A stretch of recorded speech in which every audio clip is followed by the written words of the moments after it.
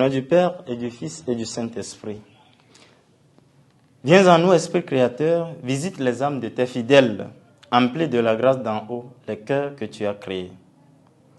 Évangile de Jésus-Christ selon saint Luc. Quand fut accompli le temps où Élisabeth devait enfanter, et mit au monde un fils.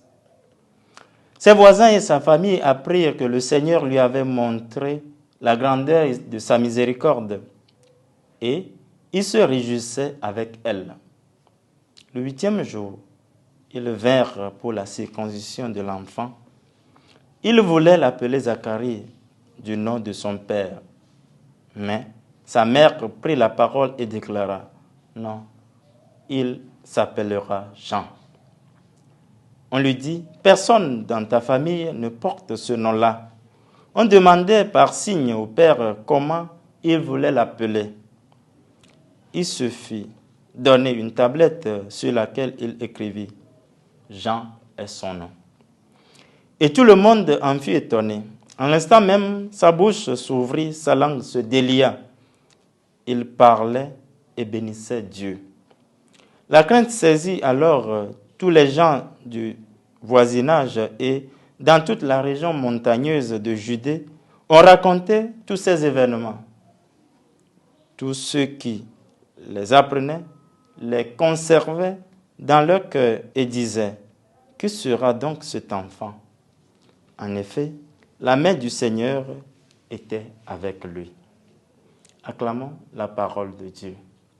Louange à toi, Seigneur Jésus. Nous sommes au samedi 23 décembre. Élisabeth la stérile donne naissance à Jean le précurseur. La stérile est devenue la féconde. Les proches passent de la moquerie à la réjouissance au don de la vie en elle. Ils se réjouissent des merveilles de Dieu dans la vie d'Élisabeth. À sa consécration au Seigneur, on lui impose le nom que l'ange avait indiqué et le miracle du déliement de la langue se produit dans la vie de son père Zacharie. Le miracle est diffusé des proches au lointain dans tout le contrée pour rendre compte des merveilles de Dieu sur cet enfant. Du commun accord, Élisabeth puis Zacharie ensuite confirment le nom de Jean. Il y a là une naissance miraculeuse d'un enfant extraordinaire. On s'interroge sur son avenir. C'est l'enfant de la promesse. Le précurseur qui devance celui qui est plus grand, qui doit venir, le Christ. À l'exemple de Zacharie, il est essentiel que les familles apprennent à réserver un grand accueil à leur progéniture. Nous sommes amenés à accueillir l'enfant comme un don de Dieu dans nos familles, ensuite à l'aider à grandir dans la foi pour réaliser pleinement sa propre vocation.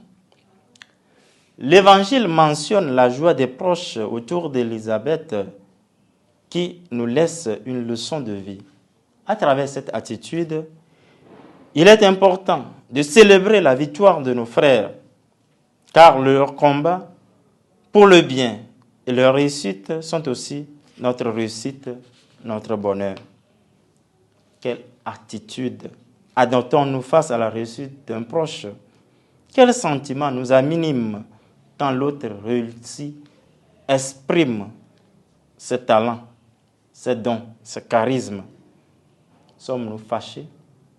Quand nos camarades sont félicités, appréciés du fruit de leur travail,